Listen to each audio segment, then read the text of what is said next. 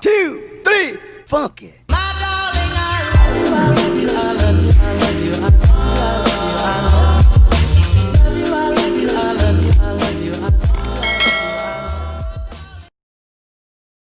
Hey you guys, welcome back to the channel, and I hope you guys are having a good day. In today's video, I'm going to go in and read from Circular Motion, and I just have a couple of pages of notes, and I'm just gonna pretty much read through it and kind of explain. And we might go over some practice problems, maybe. We'll see how long the video ends up being after I go through the notes, and then we'll see. But uniform circular motion. So basically, we have to reference back to Newton's first law to kind of put it in the back of our heads and use it as we go through into this new topic.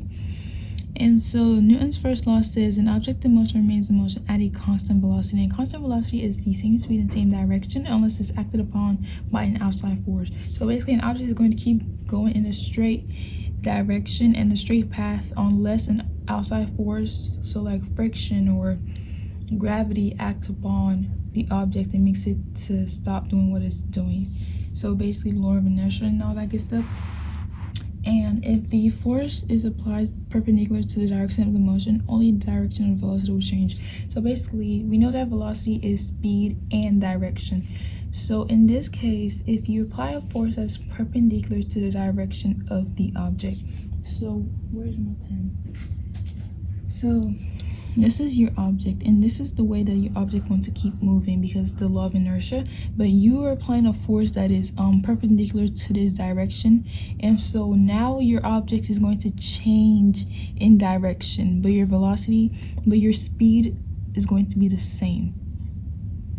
So you're only changing the direction of your object, but it's going to remain at that same constant speed throughout the whole circular motion. And so if a force constantly acts perpendicular to a moving object, the object will move in a circular path at a constant speed. So the same speed the whole time, but it's only going to be changing in direction, if that makes any sense. And so this is called the uniform circular motion. And I just try to draw circles and stuff. I'm not really good at this, at drawing.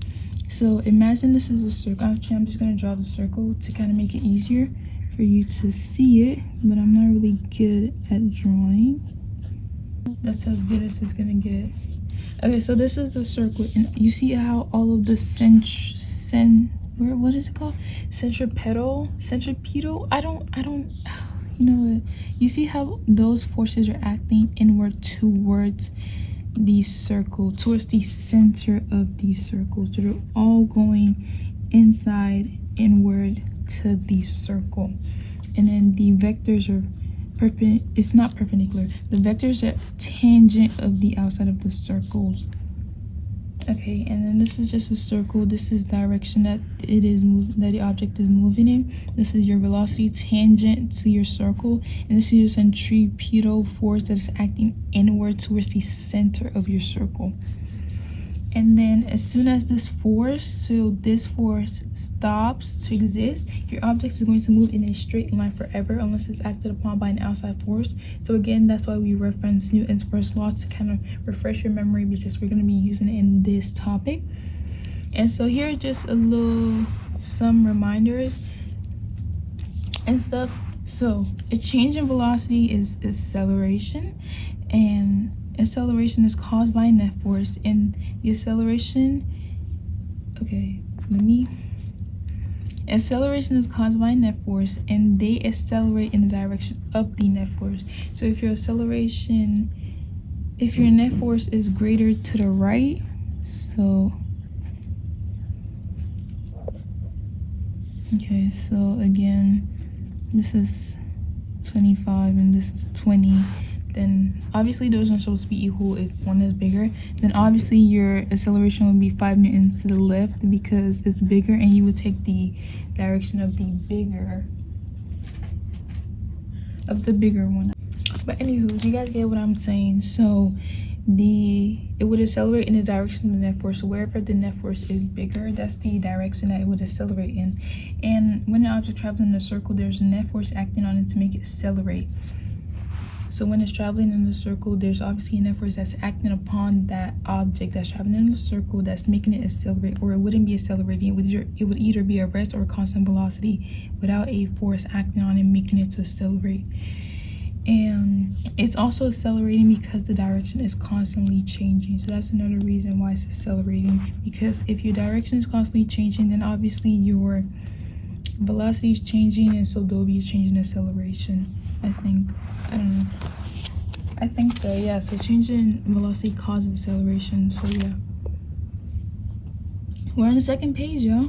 Okay, so the direction of acceleration is always towards the center of the circle, and this type of acceleration is called the centripetal acceleration. It's represented by a subscript c.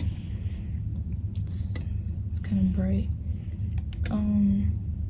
Yeah, that's, I don't know, is that good? Can't tell. Okay, and it's called a centripetal acceleration, and centripetal basically means center seeking because it's trying to go to the center of the circle. The direction of the force, the net force that causes the acceleration, is towards the center of the circle as well, and that's called the centripetal force, and it's represented by capital F subscript c. And your velocity, like I was saying earlier, is actually tangent to your circular path. It's not perpendicular, it's tangent. And this is called a tangential speed or tangential velocity. Your velocity and acceleration are perpendicular to each other. These are perpendicular to each other. Let's say this is your acceleration and this is your vector. So your velocity vector, and your acceleration is also directly proportional to your force, because it's also pointing down towards the circle. Ow. Okay, and then your force and acceleration in the same direction towards the center of the circle. So like I just said, force and acceleration, same direction towards center. Did I say directly proportional? I don't think that'd be right. They're just going in the same direction. So ignore what I just said. And then your centripetal force is the name given to any force that's acted at a right angle to the path of a moving object and tends to produce circular motion. So an example would be a car going around a curve. Yeah, so your car would be curving and it would accelerate, and it's curving around, it's driving around a curve, and the car wants to keep going straight, but you have to curve, and so it's just like this. So the car wants to keep going straight, but you have to curve, and so this is the force that is pulling it out of the straight line, and so you end up making this circular path because the car wants to go this way due to inertia, and then this is the force trying to pull it. So in this case, it would be the friction between the tires trying to pull it out of that straight path because there's still friction, and then this is the path that would form. And if you kept going in curves, that would make a whole circle, and so you would just end up with a path.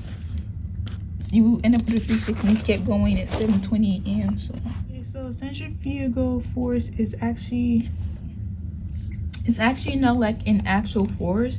Well, it's a force and it's in the dictionary, but like it's not really a force. So it's something that people just assume is the reason that they are pulled back, or is the reason that when you curve your car, or no, when you drive around a curve and you feel yourself falling towards like the right side of your car, like if you curve then you fall towards the right side of your car, people think it's centrifugal force that is making them to fall towards that way, but that's actually not correct because it's not really a force. So the reason why that would happen is due to a lack of net force or the centripetal force, and instead of centrifugal, it's actually due to your inertia, and because your body wants to keep moving in a straight path without anything bothering it. So basically, law of inertia says an object wants to keep doing what an object is doing unless it's acted upon by an outside force. So if your car wants to curve and you want to keep going in a straight path because that's what your body has been accustomed to while you were in the car. So it's just like when you suddenly brake and then you lean towards your seatbelt, your body wants to keep staying at a state of rest, but your inertia is going, but then the car is pushing you forward, and it's like you just keep going. I feel like I'm rambling, but I'm really trying to explain it, but it's not centrifugal force, it's due to your inertia. So just keep that in your mind because that's very important. Here's our last little bit of notes before we can wrap up this video. And so like I was just rambling about the car and stuff, when you move along a curved path, and this is my little road, I try to draw a curved road, but wow, it's, yeah, no, okay. When you move along a curved path, unattached objects tend to move towards the outside of the curve due to inertia, not your centrifugal force. So pelumi. Okay, anyways, so let's say you had a cup of coffee and you had your phone sitting on the seat next to you, and that's on your dashboard. If you were to curve suddenly, your cup of coffee and the phone would fall to the right, and that wouldn't be because of the centrifugal force that is pushing the objects outside of your circular motion. It would be due to their inertia, because inertia. Okay, seriously, all jokes aside, I'm really trying to explain it, but like it's really hard because I don't know, I kind of just listen to my teacher and I don't really like question her thinking and whatever. Like she tells me this is this, I listen to that and I say, okay, this is this. I don't question it or ask why, I just go with it. So it's kind of difficult for me to explain stuff when I just kind of get it in my head and just keep it pushing, honestly.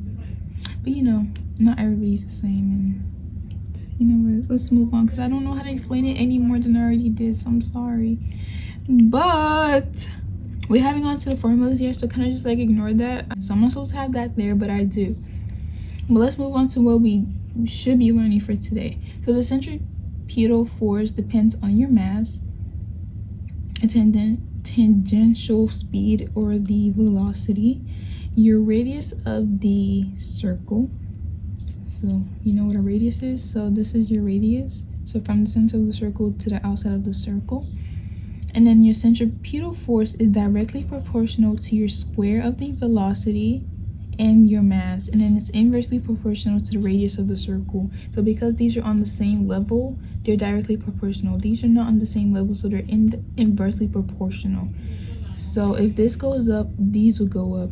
If this goes down, this would go up. So you kind of, I hope you guys understand that concept. And I don't really understand these too much because we didn't really go over it. So we're going to stop right there. And I hope you guys learned something new. Bye.